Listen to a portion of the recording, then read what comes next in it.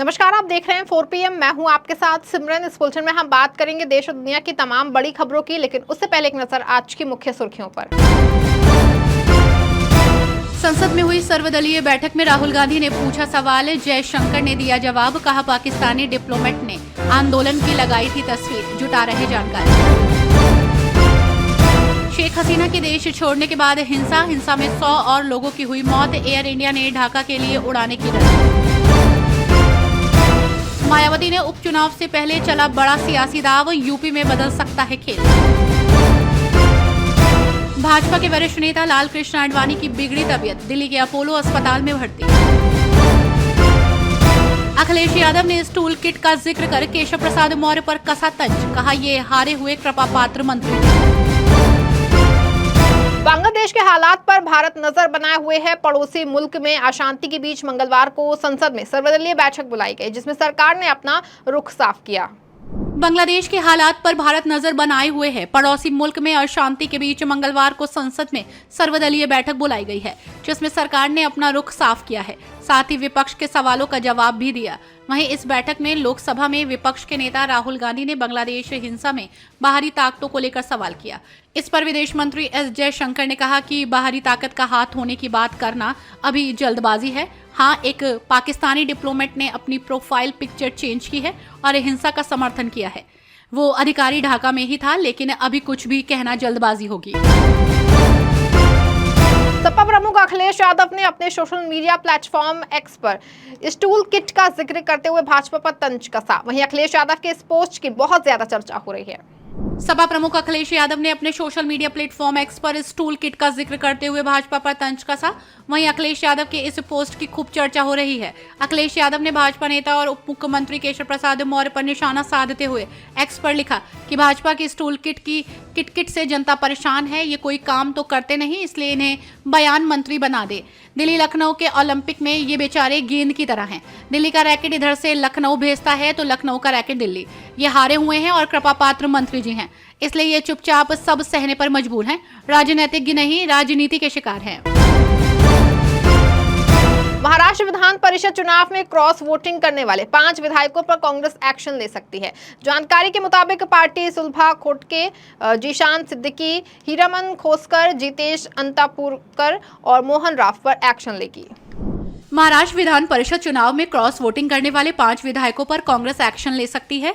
जानकारी के मुताबिक पार्टी सुलभा खोटके, जिशान सिद्दीकी, हीरामन खोसकर, जितेश अंतापुरकर और मोहन राव हम्बर्डे पर एक्शन लेगी। वहीं ऐसा माना जा रहा है कि इन विधायकों को निलंबित किया जा सकता है। साथ ही इन विधायकों का पार्टी विधानसभा चुनाव में टिकट काट सकती है और उनकी जगह नए चेहरों को टिकट देगी। आपको बता दें कि सुलभा खोटके अमरावती सीट से विधायक हैं। वहीं जिशान वाद्रे ईस्ट, हीरामन खोसकर इगतपुरी और मोहन राव नादेड़ दक्षिण से विधायक हैं। वहीं जिशान सिद्दीकी के पिता बाबा सिद्दीकी ने लोकसभा चुनाव से पहले अजीत पवार गुट का दामन थाम लिया था। महाराष्ट्र नवनिर्माण सेना के प्रमुख राज ठाकरे ने राष्ट्रवादी कांग्रेस पार्टी के सुप्रीमो शरद पवार के उस बयान की सोमवार को आलोचना की। महाराष्ट्र नवनिर्माण सेना के प्रमुख राज ठाकरे ने राष्ट्रवादी कांग्रेस पार्टी के सुप्रीमो शरद पवार के उस बयान की सोमवार को आलोचना की, जिसमें उन्होंने राज्य में मणिपुर जैसी अशांति फैलने की आशंका जताई थी।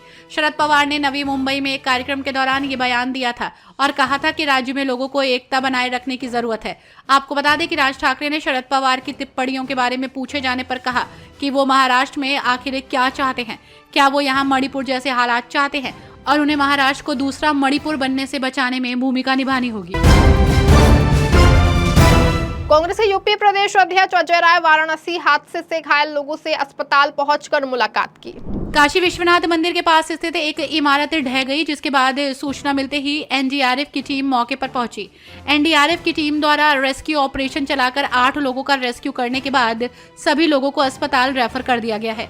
वहीं उत्तर प्रदेश कांग्रेस अध्यक्ष अजय राय घटना में घायल हुए लोगों से मिलने अस्पताल पहुंचे। इस दौरान उन्होंने कहा कि ये बहुत गंभीर विषय है, क्योंकि ये स्थान काशी में बाबा विश्वनाथ मंदिर से सटा हुआ है। महिला सिपाही को भी चोट लगी है। हमें यह अनुमान था कि विश्वनाथ कॉरिडोर में जो बड़ी बड़ी मशीनों का इस्तेमाल इन्होंने किया, जिस प्रकार से वाइब्रेंट लगाकर मकान तोड़े गए, उससे अगल बगल के इलाकों के मकान हिल गए हैं। वो मकान सैकड़ों साल पुराने हैं। काशी विश्वनाथ कॉरिडोर के पुनर्निर्माण के बाद ये पहला मामला सामने आया है, जब थोड़ी सी बरसात में पूरी इमारत गिर गई। प्रधानमंत्री को यहाँ जरूर आना चाहिए और कम से कम जिन लोगों को नुकसान हुआ है उन्हें मुआवजा देना चाहिए। आप मंत्री सौरभ भारद्वाज ने बड़ा आरोप लगाते हुए कहा कि उपराज्यपाल, उनके वकील और स्वास्थ्य सचिव द्वारा षड्यंत्र किया जा रहा है। स्वास्थ्य विभाग द्वारा हाई कोर्ट में अपने खिलाफ दाखिल हलफनामे पर दिल्ली सरकार में मंत्री सौरभ भारद्वाज ने कहा कि हाई कोर्ट ने अपनी पहल पर सरीन कमेटी नाम से एक कमेटी बनाई। सरीन कमेटी ने बहुत अच्छे सुझाव भी दिए। इन सिफारिशों को पूरा करने के आदेश हाई कोर्ट ने दिए। इन सिफारिशों को पूरा करने के विपरीत स्वास्थ्य विभाग ने हाई कोर्ट में झूठा हलफनामा दाखिल किया है ताकि मैं इसकी सत्यता की जांच न कर पाऊं। इस हलफनामे को मुझसे सत्यापित नहीं करवाया गया। स्वास्थ्य सचिव ने इसे खुद स्वीकृत कर दिया। उपराज्यपाल के अधीन आने वाले सेवा विभाग के स्थायी वकीलों के जरिए उस हलफनामे को दाखिल कर दिया गया है। उस हलफनामे में 2 बार मेरा नाम लिखा गया कि ये 2 फाइलें मंत्री के पास लंबित है, जबकि वो 2 फाइलें मेरे पास आई ही नहीं। उपराज्यपाल, उनके वकील और स्वास्थ्य सचिव द्वारा षड्यंत्र किया जा रहा है कि दिल्ली को बीमार रखा जाए और मेरे खिलाफ कोर्ट में झूठे हलफनामे दर्ज किए।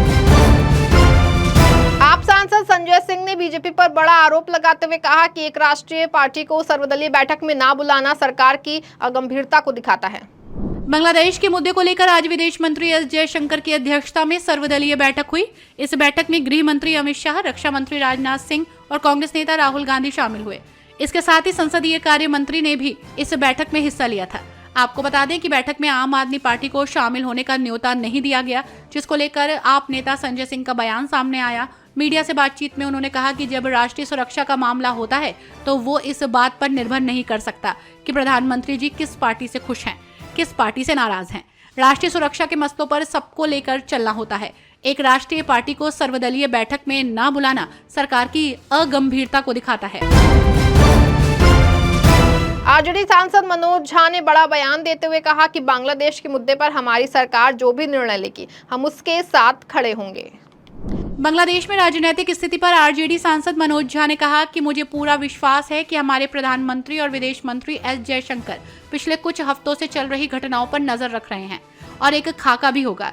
ये एक बहुस्तरीय वास्तुकला है। लोकतंत्र की आकांक्षा को संबोधित नहीं किया गया। अगर हम इस पूरी वास्तुकला को समझते हैं तो ये सब कुछ झुकाव है। शेख हसीना को देश छोड़ना पड़ा। हम इस बहुस्तरीय वास्तुकला को समझने के बाद हमारी सरकार जो भी निर्णय लेगी हम उसके साथ खड़े होंगे। इस बुलेटिन में फिलहाल बस इतना ही। ऐसी तमाम राजनीतिक खबरों के लिए बने रहें और जुड़े रहें 4 PM के साथ। धन्यवाद।